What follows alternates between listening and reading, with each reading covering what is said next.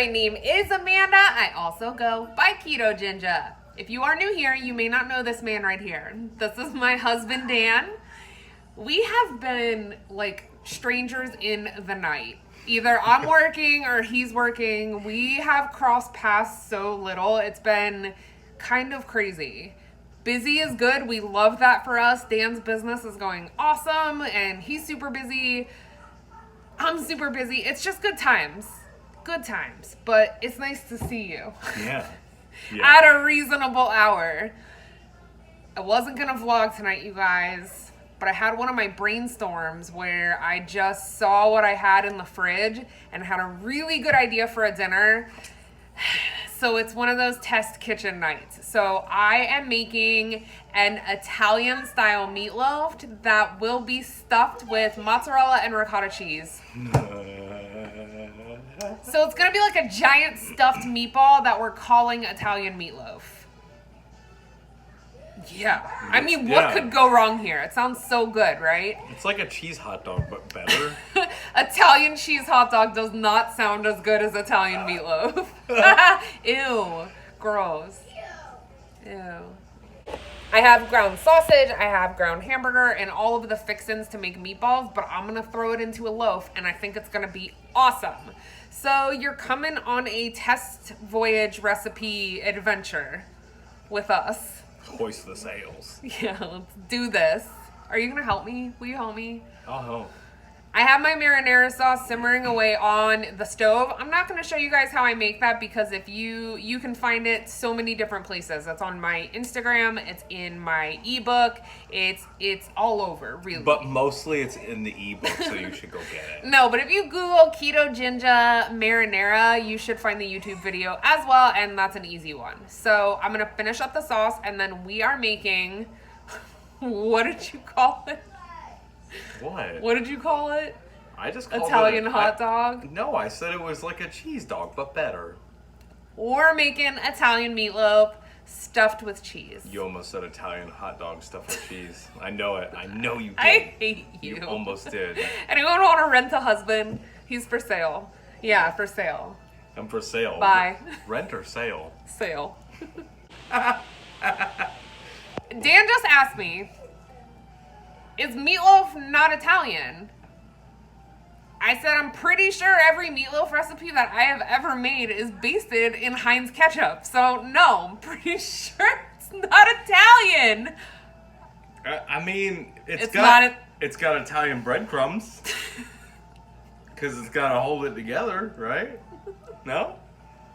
What do you guys think? Help me. Like I said, this is building a recipe, so I'm not giving you guys exact measurements, but I will do my best to leave the general recipe down below when I upload this video. I've got 2 pounds of a fatty ground beef here. I have 1 pound of ground Italian sausage. Now let's talk about the dairy, okay? It's gonna get stuffed with cubed mozzarella and then also some mozzarella on top. You're gonna love this. You're gonna love this. Ricotta's coming to the party. We've got some eggs, garlic, Parmesan cheese, seasonings, almond flour, and heavy cream. I'm gonna show you guys how I throw this all together, and we are gonna make some magic happen. It's easy too. So there is a very valid reason that I don't usually let Dan shred cheese. I said I needed a little bit of Parmesan. He just shredded a tower of Parmesan. Daniel. I have a very large mixing bowl here, and we are going to start with the meat, which is ground beef and ground sausage. You could use a spicy Italian sausage if you wanted to as well. That would be really good. To the meat, we are going to add some seasoning. I basically use the same kind of Italian seasonings for everything that I make that's in this general arena. So I've got a teaspoon of Italian seasoning.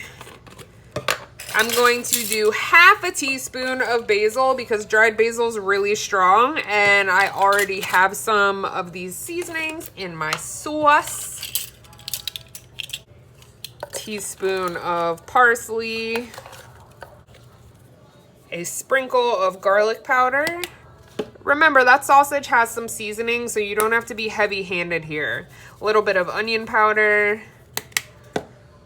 Also going to add some minced garlic, a splash of heavy cream,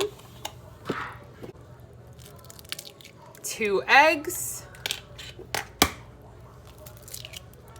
salt and pepper, of course.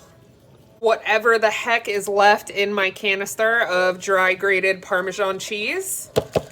That part will be a mystery, I guess. About, I don't know, 1/4 cup, give or take. 1/2 cup of almond flour. And a little handful of the absurd amount of Parmesan cheese that your helpful husband grated for you. Then the worst part of this whole job, the worst part of any meatloaf, you gotta get your hands dirty and get in here and really mash it up. Got my meat mixture all mashed together. This next part, you're gonna basically want to take your meat mixture and divide it into, I say 2 equal parts, but I tend to make the bottom part a little bit bigger than the top. You'll see why in a minute. I'm basically gonna shape this and form a well so we can stuff it with cheese. I mean, is there anything even, like, what? Yeah, that's what we're doing. If I can get my life together here. So you are going to take your crummiest pan, line it with your finest Dollar General tinfoil, give it a nice little mist of olive oil or whatever cooking spray you have on hand. Preheat your oven to 375 degrees. And we're gonna start our first layer here of loaf. So if it looks like a creepy, like, meat coffin, that's fine. That's how you know you're doing it right. If it's an offensive shape, it's perfect. Next, the first kind of cheese, which is mozzarella that we cut into rectangles. I'm gonna use about 1/2 block, which is 4 ounces, and shove it as my first cheese layer. Now, I know you have heard that it is very hard to follow and stick to a low-carb diet. Now, the truth is, that is not true, because the next step here, people, is ricotta cheese. And I'm pretty sure any way of eating that I can have beef, ricotta, and mozzarella cheese and lose weight, we're doing something right. Mozzarella, ricotta, then, you guessed it, we're gonna shape the other half of the beef and cap our meat log, our Italian meatloaf, I'm too immature to talk about it without giggling, shaped meat. Okay, bye. Okay, so, like I said, there is a method to my madness in making this first layer of meat a little bit bulkier than the other half. We're gonna take this, put it right on top of the little baby meat log, and we are going to lovingly and carefully press it together so there's absolutely no holes anywhere. Just do the best you can. There will be spots where cheese leak out. It's a really good problem to have, so don't stress yourself out about it. Just do the best you can. Have y'all ever seen anything like this? I just came up with this on the fly, I swear to you. My brain is just something else. Normally with my marinara, we throw it through the blender and put it in mason jars, and it's a smooth sauce. Because I knew that I wanted to use it for this meatloaf, I'm gonna leave it chunky. So that's the next step. First, a sprinkle of Parmesan cheese. Does anyone want to come over and kiss me right now? I bet you do. I do! In a perfect world, you let your sauce cool off. I am not that cool, so we are drizzling very warm marinara all over the meat log. You want to go heavy with the sauce on this step because this is going to be in the oven for quite some time. About an hour to an hour and 20 minutes. I promise it's worth it. Okay? Cover it in marinara, then top it with just a little bit of mozzarella. When we get closer to the fully done cooking time, we're going to do a fresh layer of mozzarella, but we're starting here. Beast, behemoth, probably 3.5, 4 pound meatloaf is going in the oven. Okay, there's 10 minutes left on the timer. I am going to put a fresh sprinkle of mozzarella on top of this thing, and it is going to bake on top of this incredible, cheesy, crispy shell of that little sprinkle from earlier. Oh my God, we're almost there, people. I promise I'm not steering you wrong here, folks. Holy, oh, it's a meatball mountain. Volcano of deliciousness. It is, it's like a meatball volcano. I know that this is not a beautiful dish, but I am here to tell you dishes like this are just as craveable as any crappy junk you used to eat. Ugh. Yes. The only downside to this dish is that it does take a while to cook. It was in there for a good hour and 20 to 25 minutes. I had time to take a shower, which I very much appreciate, but I am so looking forward to diving into this. I'm gonna cut into it, we'll give it a taste, and then that's it. I hope you guys enjoyed this one. It was super, super easy.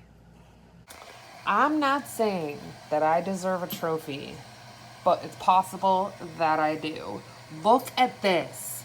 It is like a meatball volcano of cheese and everything that you could possibly love about a meatball sub without the bread. Pretty sure I nailed it.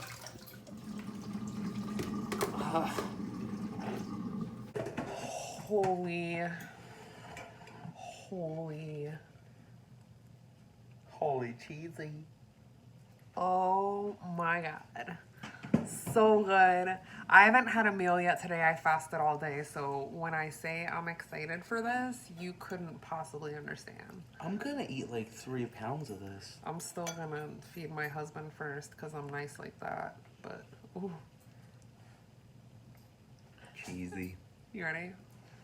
I thought you were gonna eat that. No, I said you first. Oh man. It's so good, right? I know it's gonna be.